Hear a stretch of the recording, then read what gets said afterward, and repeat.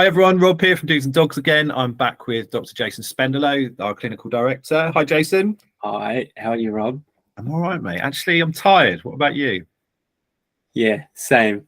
Yeah. Both tired blokes, hey, but We've both been sat on a call just generally yawning at each other. Not saying a lot for the last 10 minutes. we'll step up and produce a high quality video product here for the viewers, right? And that's the plan. So what's the video going to be about today? Well, last week, obviously, we touched on the 6-month anxiety challenge and Jason gave a bit of context around what I'm doing and why there's benefits to it. So we just thought we'd talk about specifically those 3 things I'm looking at as ways of doing it. And we thought we'd keep the focus on exercise today and how that could help with anxiety and low mood. So Jason, I think it's kind of the obvious one, isn't it? That everyone knows that exercise can improve mood and things like that. But why is it? What's the sort of clinical reasons behind exercise being good for your mental health as well as your physical?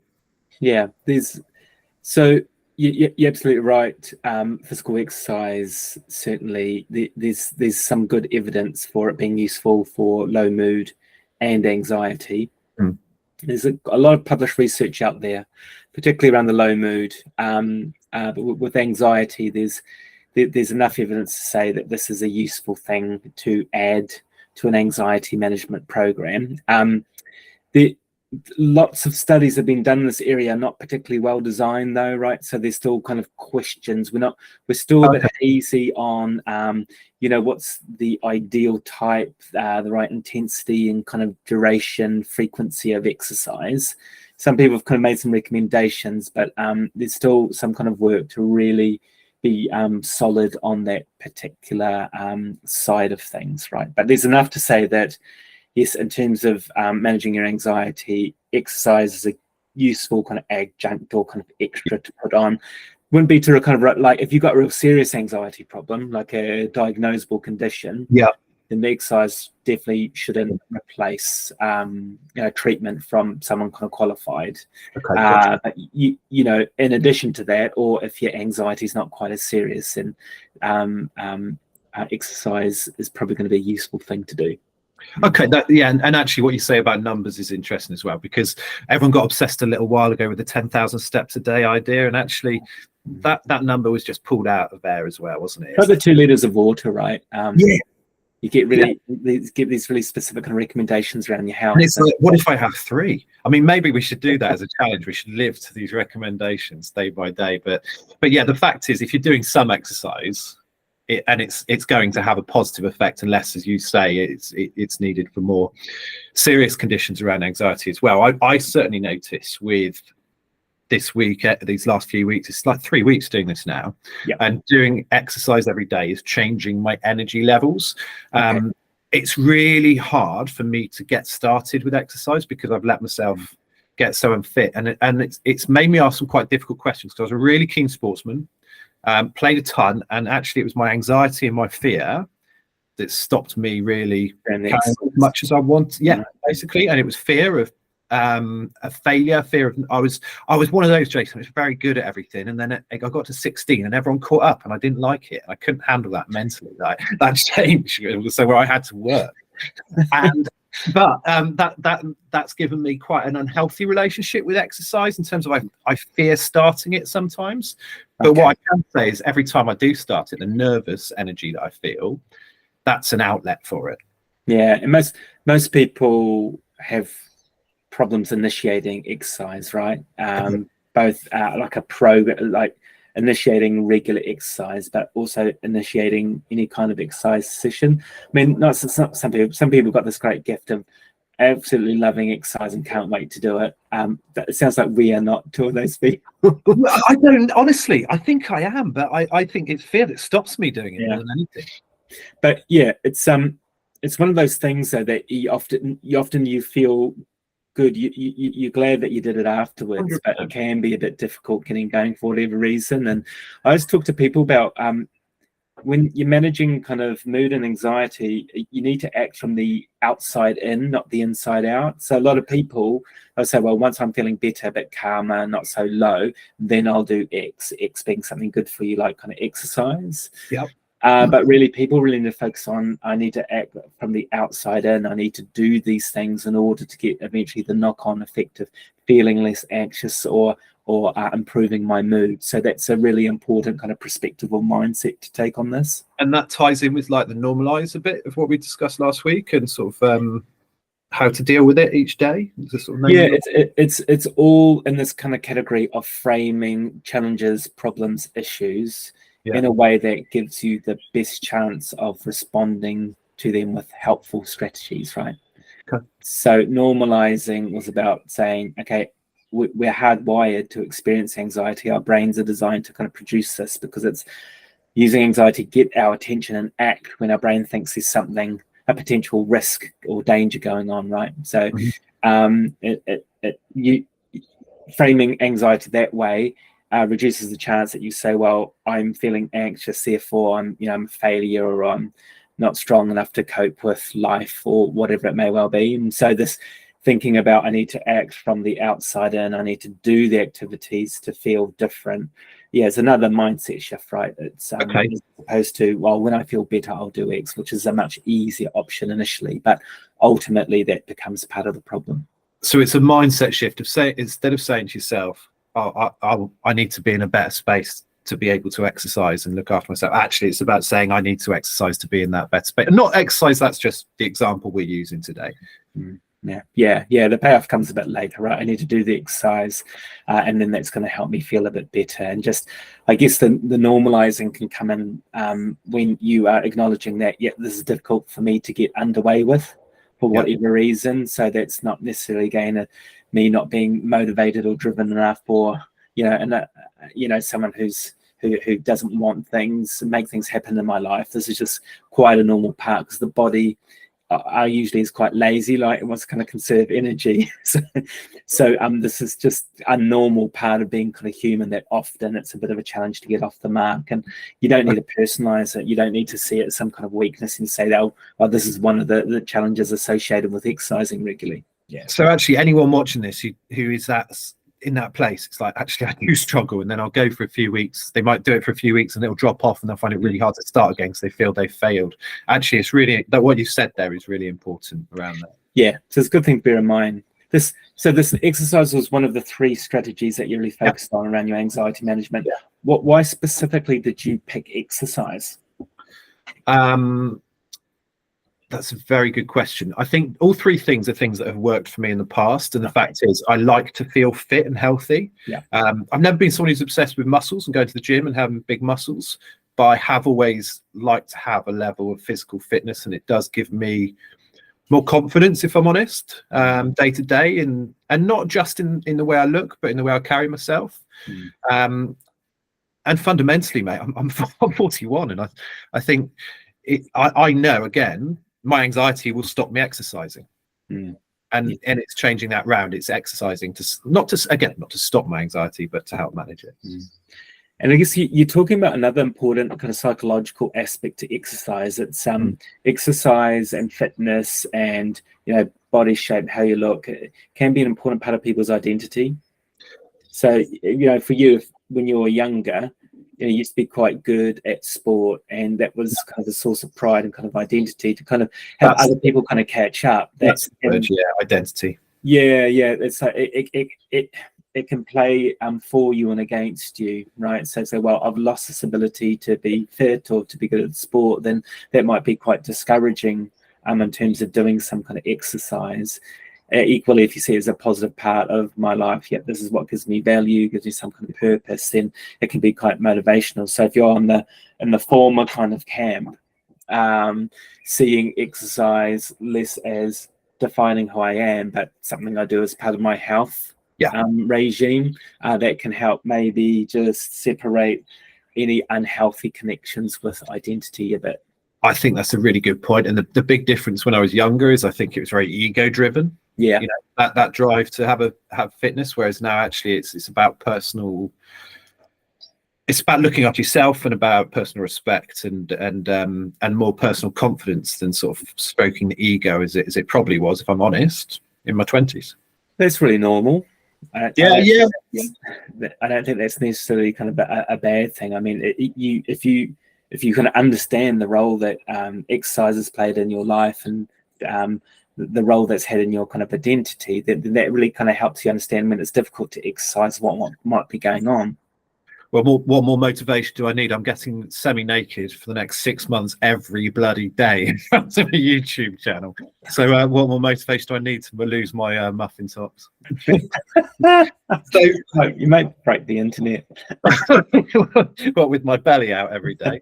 No, you're doing really, really good. If we think about why exercise might work, there's different theories. Yeah. And you talking about identity and ego and feeling good, that's one of the potential psychological explanations for why exercise has a positive effect on your mental health, because if you get the sense of kind of achievement, then that feels good, right? But also we can think about exercise as providing what we call self-efficacy, which is just a flash way of saying feeling like I've got kind of control and mastery over my life. So, if I can do some exercise and keep it up and achieve specific goals within an exercise program, then that can give a degree of self-efficacy and achievement. Yeah, and routine, as we've said, is part of all this, creating routine and structure to my day, and recognizing that that's something which does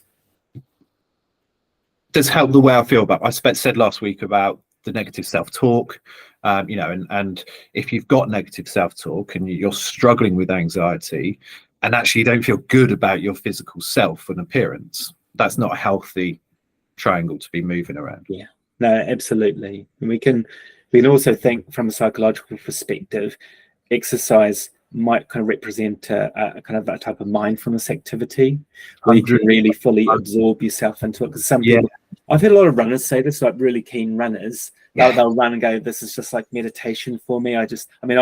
Unfortunately, I've never kind of experienced that. But some people, when they do exercise, particularly I think repetitive motion exercise, it can be quite mindful, meditative for some people.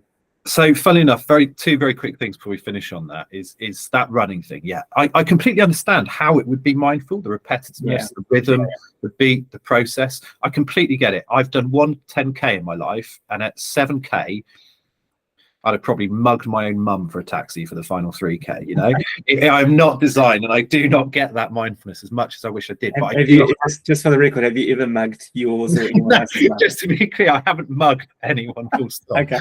I would be the world. Please can I have a bit of money.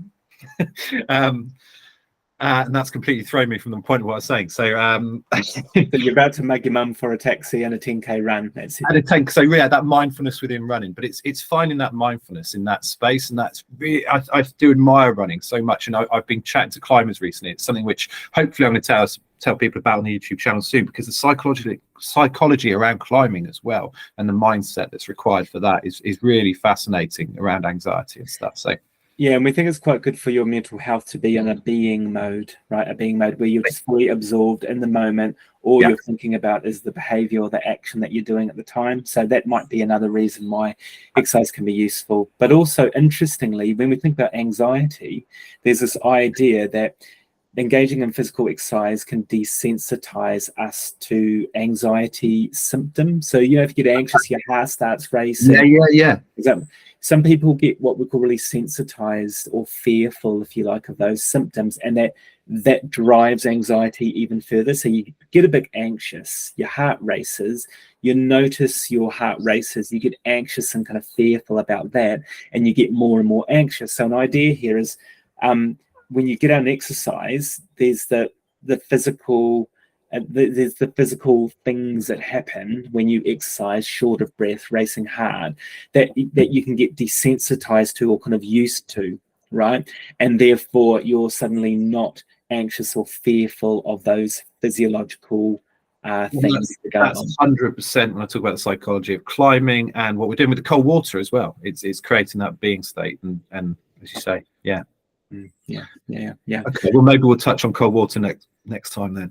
Cold water, yeah. So, are you going to join me with one? And at some point, not in one. I mean, it's quite hard to get two people into one bath the size of that. There'd be literally no chance. I don't think. Maybe we should do one of these. A different anxiety management strategy. We could do one of these calls. You sat in a river where you are, me sat in a river where I am, and we'll sit and discuss cold water. and get 0 viewers. Yeah, too many naked torsos in that one.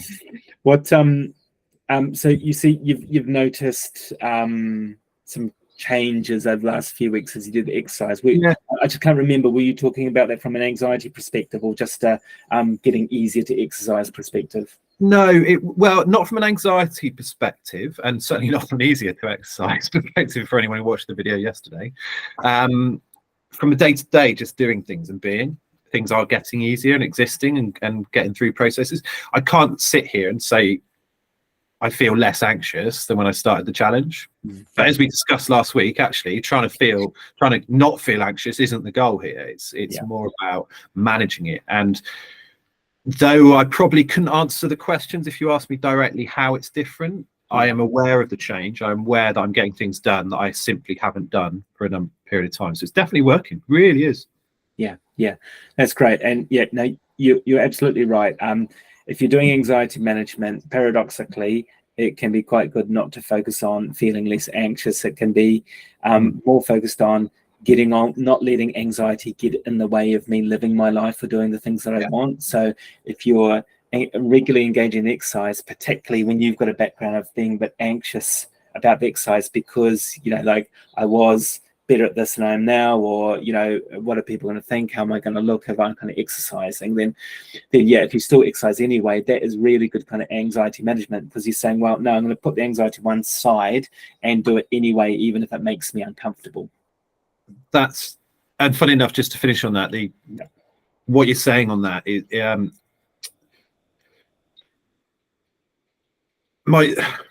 my decision making, he says with a massive pause, my decision making and thought process has become more manageable in the situations that I'm in.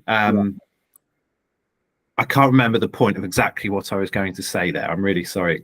It's not coming across exactly as I want. That's the lack of coffee and the lack of sleep that we discussed. That was it. This was something I have really noticed, is I'm living a lot more in the present. Being someone who's anxious and susceptible to anxiety and worry, I didn't appreciate how much of my time I was either living in the past, worrying about things that happened, or living in the future and worrying about things that were going to happen. All of us, and I thought I had to, because that's what you do, look after your future. But by being present and in the moment and looking after the day, it's not short-sighted. It's allowed the future to naturally happen. So, for instance, the thought of getting up the next day and doing exercise isn't a nice one. Getting up in the day and doing exercise is something I do. So, and it's that shift from the past or the future to actually just being present, I've noticed as well. And anxiety takes you out of the present moment, mostly into the future, because anxiety really is about being anxious or worried about something that may or may not happen in the future, real or imagined thing. It's different from fear. Fear is something tangible to be afraid of right now, like a bear running you down or something like that, and that's the not in Bristol. That's famous brown bears in Bristol. Greatest rugby team in the country. I mean, never know. Actually, but there's only one team worse than us in the Premiership. There we go. Ignore that. Yeah, but there's a big difference between fear and anxiety. Fear is a kind of in the now state, something that's very tangible in front of you. That's a risk. Real. Yeah, and anxiety usually is kind of future orientated. It's worrying about something that may go badly in the future. But as you talked about, you can also have anxiety about the past, about for instance, an interaction with someone. Did I say the wrong thing? So with me. That's more kind of rumination. That's more kind of going in over and over something that happened and looking for the kind of problems or the ways in which it could have gone badly, or the threats. Okay, that's really helpful, mate. That's going really good, hey? And you've done really good things already with that kind of exercise, keeping it up regularly. And do you think a good question to be asking myself, like when I feel anxious, is this anxiety or is this fear? Like in terms of what you just said, is that actually a good question to stop and ask yourself? Because I do a lot of self-talk, as we discussed. There's probably leaking into the topic of the cognition of anxiety, kind of being noticing and naming anxiety, but then also being able to articulate what my anxious brain is actually saying to me in the moment. So same for another day is what you're saying. We can definitely talk about that another time, which is a really important skill. But yeah, perhaps we could have parked that, or else we're going to be here all night. Absolutely. All right, mate. Well, look, always good to chat. Look forward to next week. All right, Rob. Thanks. Okay, thanks again.